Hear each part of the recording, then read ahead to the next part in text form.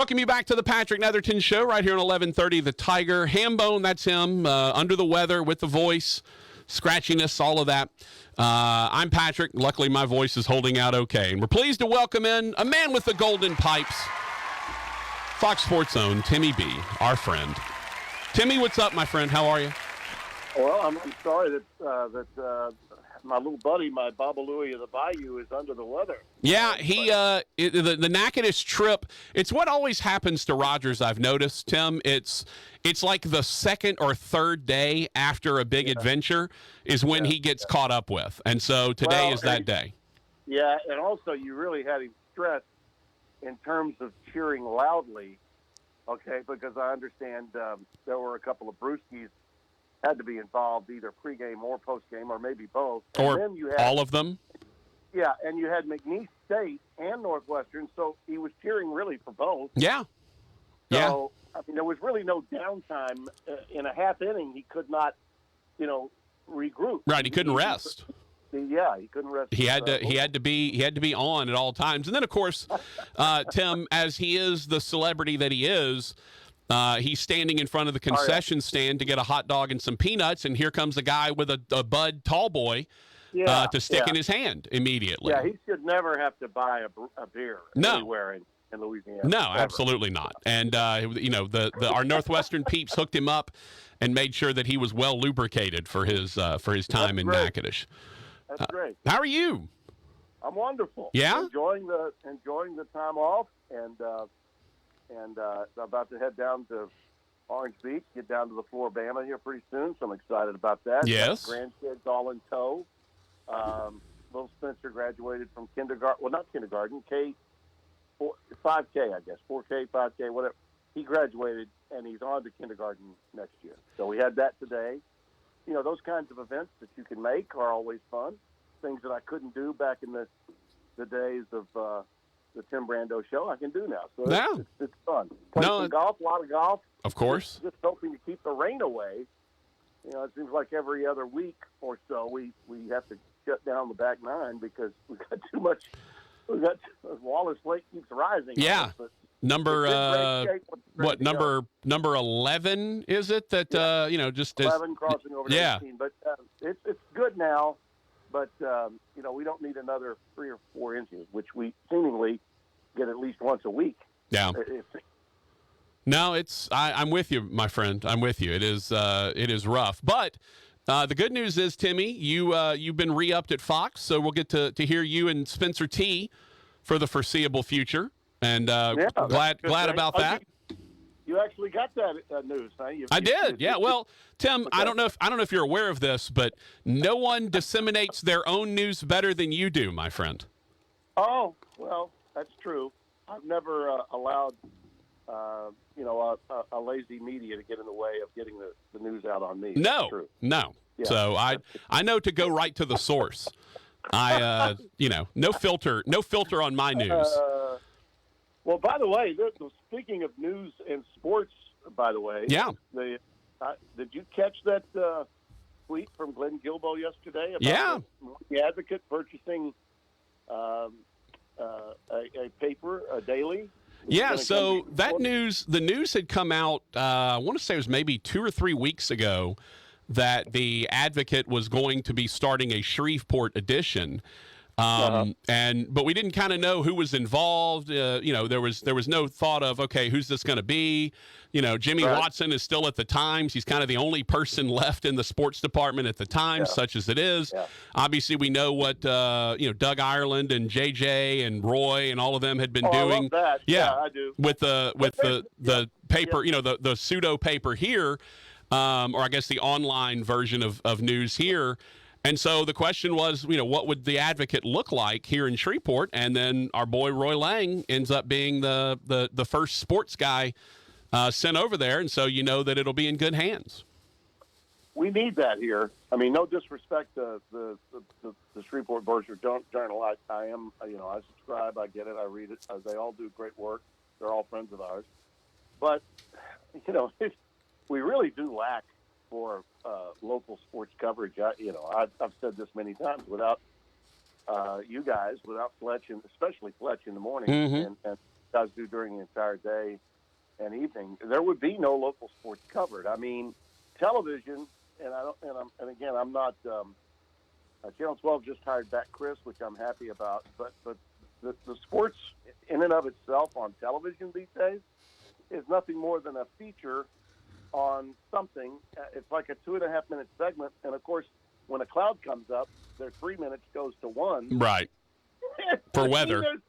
Yeah. Yeah. I mean, there's just, while they're busy saving lives in the weather department, you get no sports, virtually no sports. Well, isn't it? They're even discontinuing. They're discontinuing the sports positions at a lot of these local stations. Absolutely. And it's just awful. I'm telling young people today, and I know you've been teaching a class over in that condition. Mm-hmm. When I talk to young people today, I tell them, look, you if you're limiting yourself in terms of your startup to local television, you're making a mistake. Well, you need to be thinking about digital. You need to be thinking about these these incredibly successful, highly successful digital companies mm-hmm. that are doing what they're doing online. That is the direction you need to go in. I believe it's Tatum Everett wound up going to work for the Vikings. Yeah, in Minnesota. She did, and that's a great job for a young woman. I think Rachel Rinslinsky is doing something, and she was down in Baton Rouge. She's now doing something over in with the Avalanche in Denver. mm-hmm. Those are great opportunities for young people to get into the sports business of television, getting in. And you're doing a lot of online work with those jobs too. Well, the thing is, Timmy, everything has switched so much, and now it is direct to the consumer product, right? The streaming has become, and obviously I'm involved in that world with ESPN Plus with Northwestern State. That this has become, hey, there's a niche out there. There's something out there for everyone, and a company like ESPN that offers their online platform for streaming. They basically just say, look, we're the clearinghouse, we're the warehouse, we're going to have everything here. We're like the Costco of broadcasting. We'll have a little bit of everything, check an aisle, and there's going to be something you may want to watch. Yeah. And that, to me, is the future of television. No longer is it, hey, this is a local 3-minute spot here. It's going to be, hey, we've got the ability to do 10 minutes over here because we're streaming and we have no, FCC or anyone above us to answer to. Yeah, right.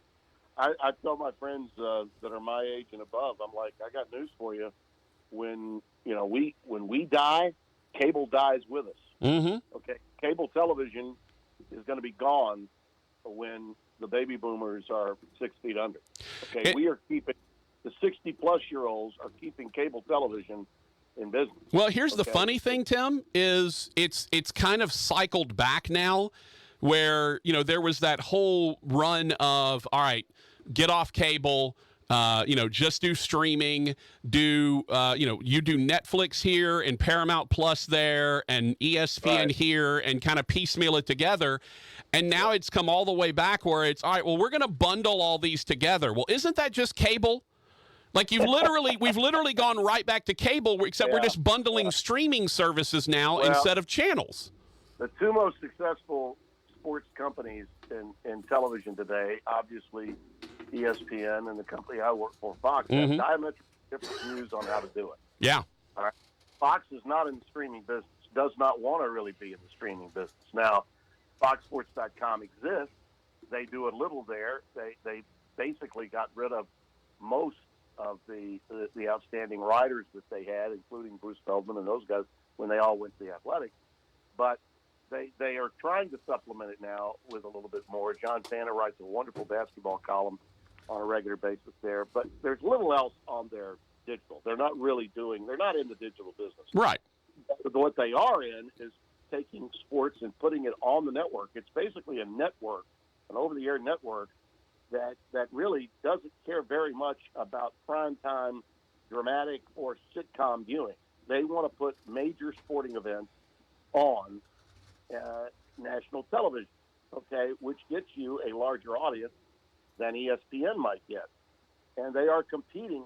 Live sports television is killing it now. More people watch television for live sports television than they do any other form of entertainment, whether it's Dateline, 2020. Those shows don't rank, okay, with a live basketball game, baseball game, football. They don't. Yeah. When you put them on. I mean, even huge series like Game of Thrones, right? That was one of the biggest series in the history of HBO. It gets dwarfed by a single football game. Exactly. And that's why live sports will always be the last bastion, and it's why all of these companies are willing to pay so much money to be involved in it.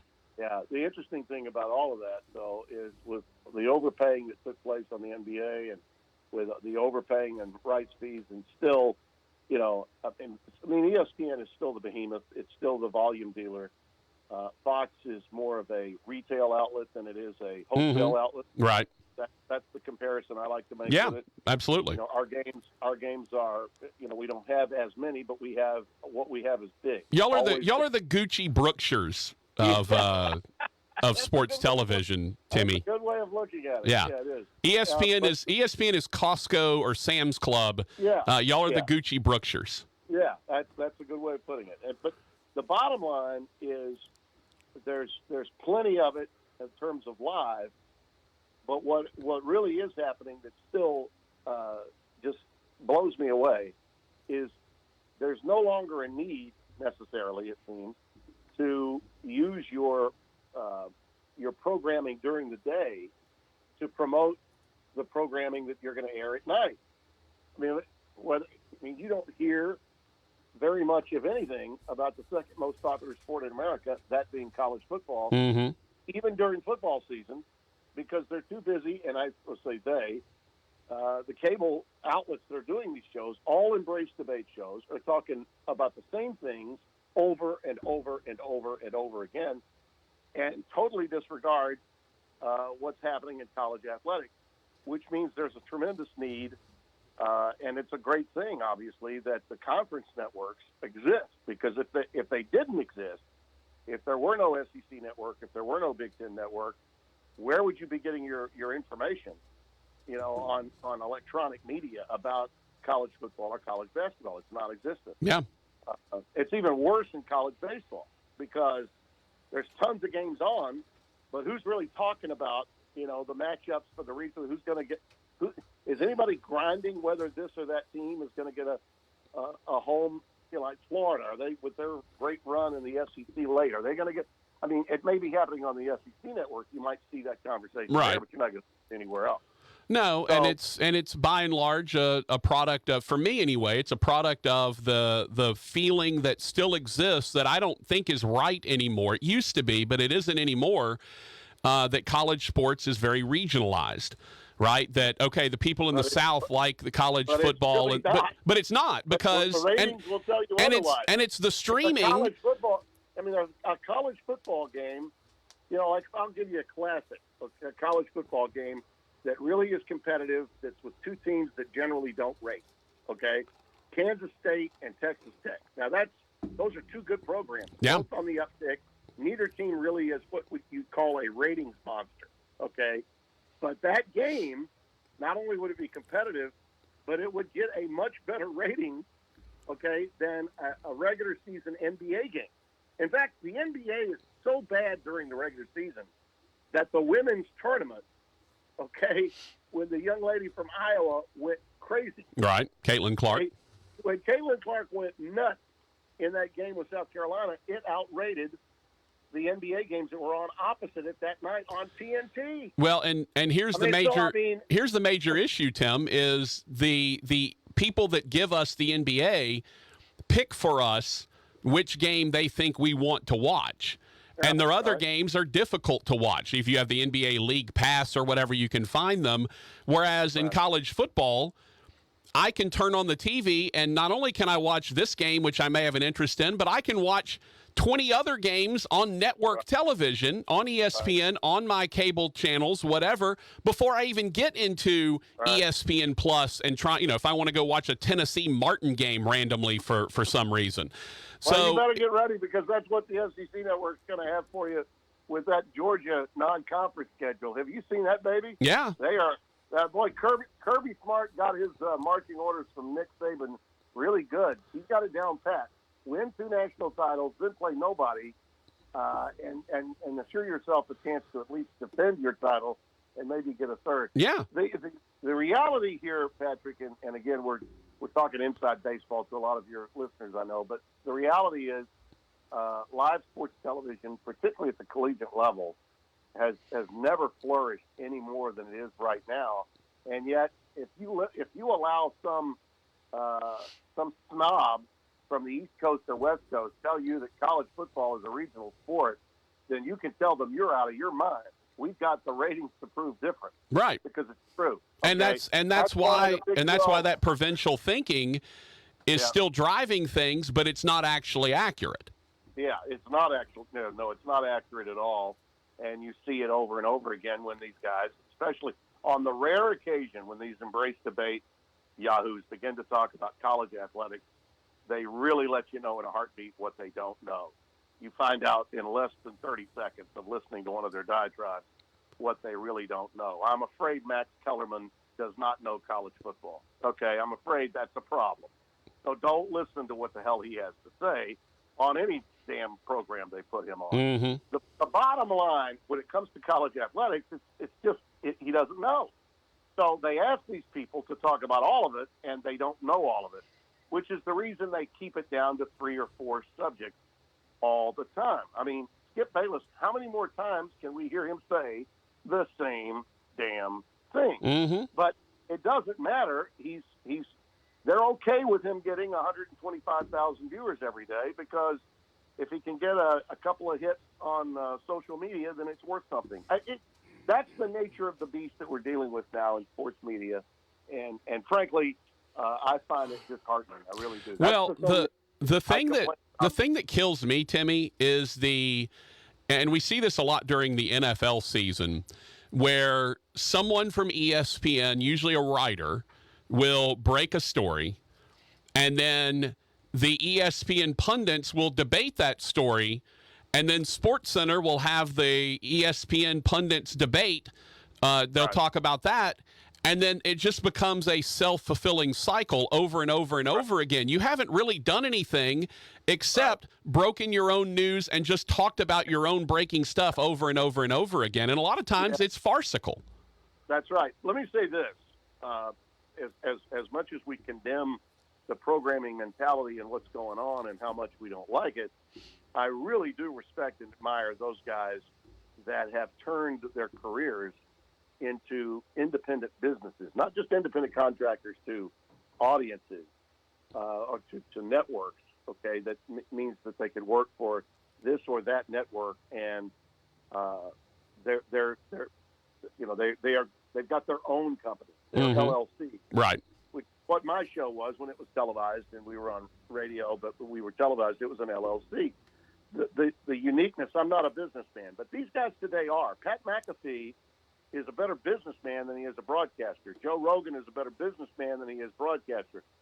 Regardless of whether they're talking politics, like I thought the Clay Travis, Stephen A. Smith thing was awesome. I did go back and listen to it. I liked it. I really did. I wish more had been made of it by many, because I thought there was a lot for us to learn, not just about sports, but about the political lean in our country and how we can offset it if we just sit back and listen to one another and stop yelling and screaming and going nuts. Timmy, you're absolutely wrong. I don't want to hear any more of this. This is disgraceful.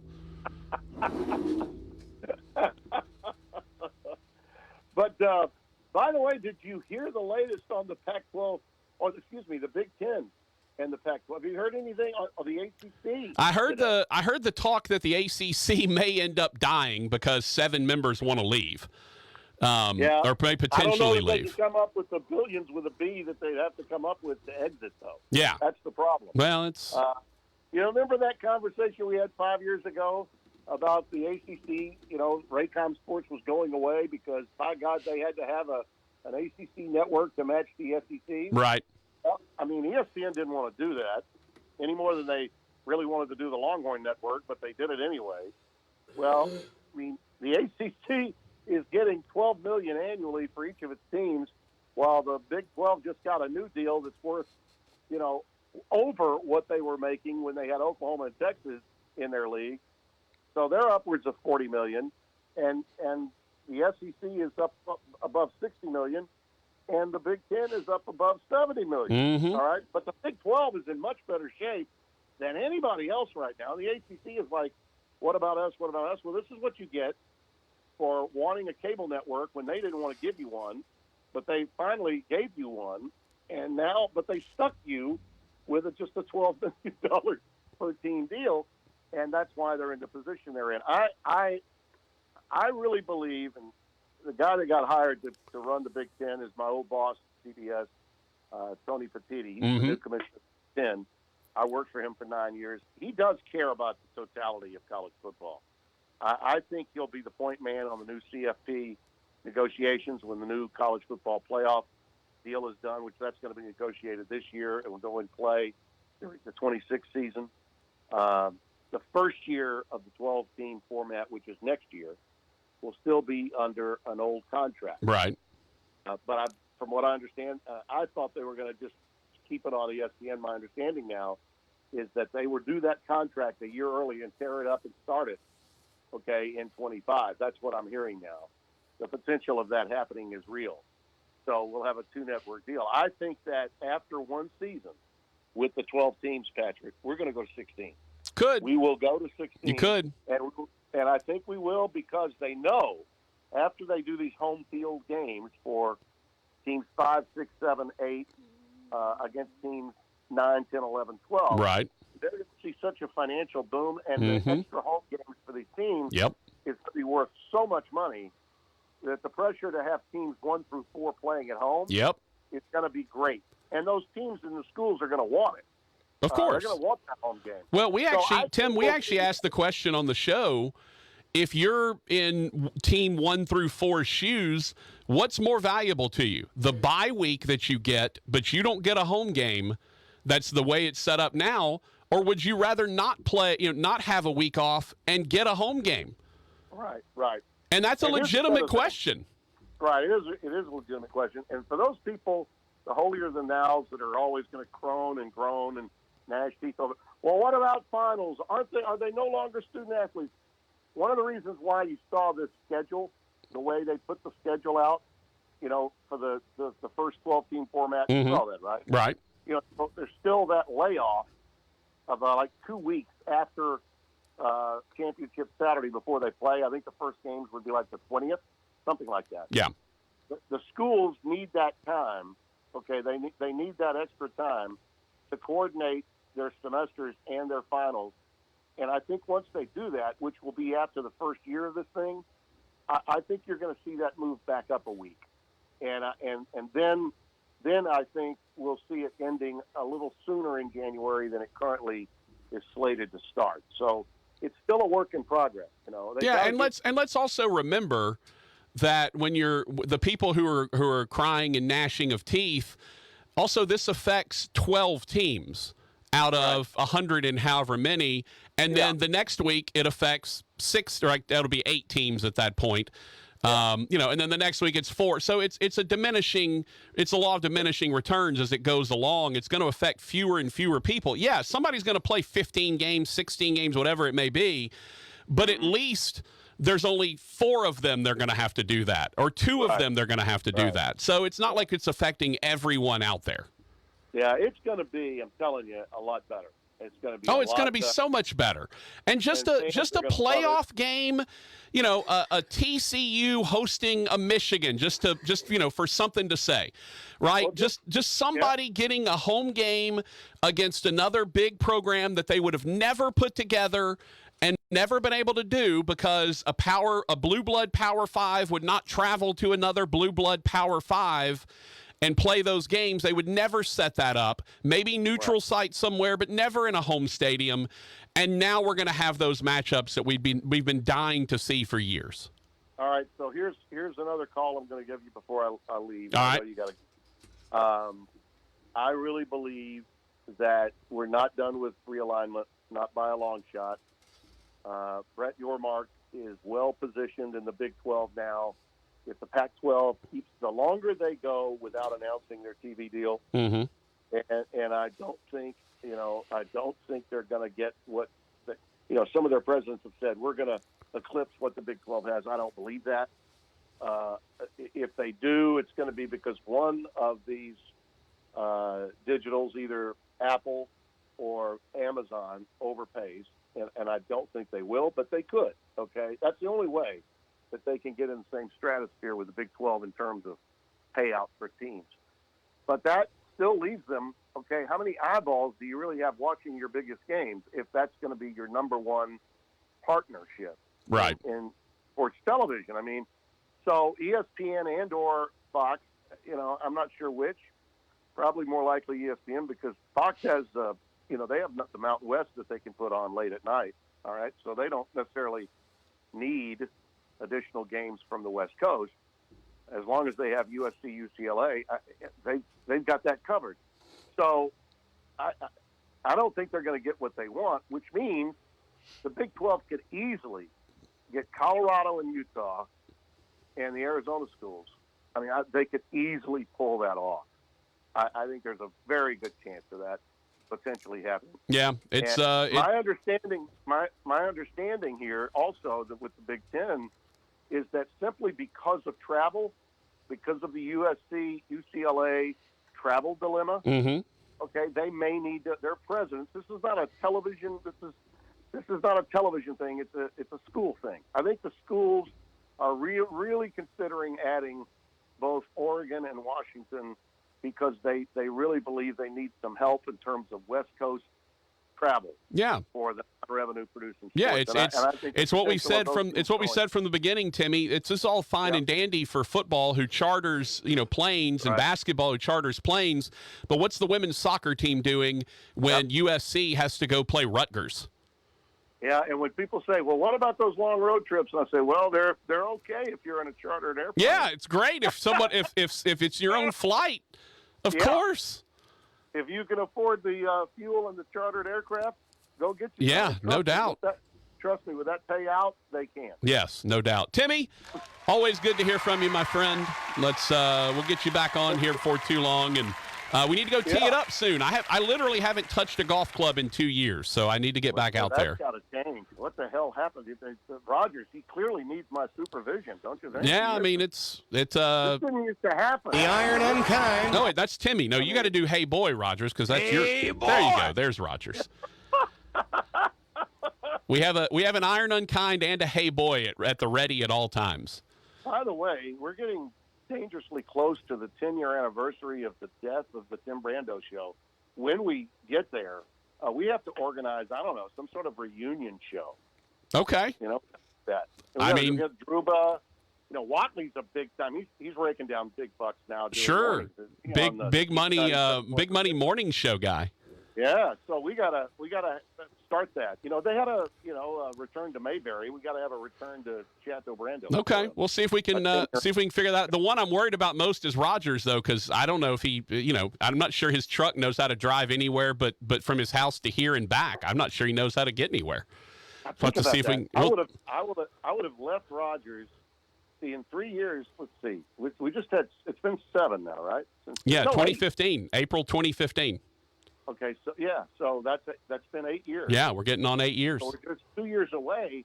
I mean, so he would be 61 by that time. Yeah. And I would be having my 19th anniversary of my 49. Yeah. I think that's right. Yeah. Yeah. Y'all are old. Bunch of old geezers over here. Hey, telling you. Young man. Now. Contract. Hey, look, I'll say this, Timmy. The Grecian formula means you always look young, my friend. Hell yeah, that and the dual finish. Lancome from Paris. Beautiful, beautiful. Stay with it. Timmy, appreciate you, brother. Be well. All right. Tim Brando, Fox Sports, joining us.